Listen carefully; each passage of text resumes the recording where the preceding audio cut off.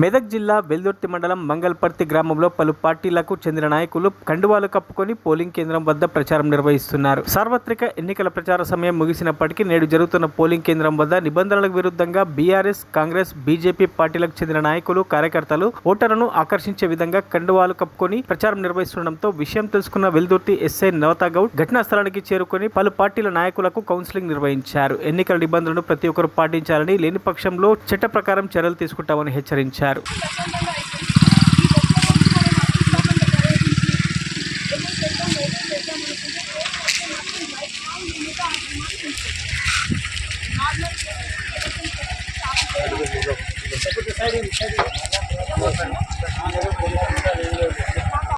అందరికీ నమస్కారం.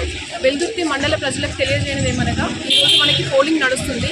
ప్రచారం చేసే టైం అయిపోయింది కాబట్టి ఎవరూ కూడా పోలింగ్ స్టేషన్ చుట్టుపక్కల గుర్తులను ప్రచారం చేస్తూ లేదా పార్టీ సింబల్స్, కండువాలు కానీ వేసుకుని తిరిగినట్టయితే ఖచ్చితంగా కేసులు నమోదు చేయబడతాయి.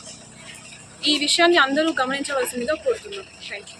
మరిన్ని అప్డేట్స్ కోసం మా ఛానల్ని సబ్స్క్రైబ్ చేయండి.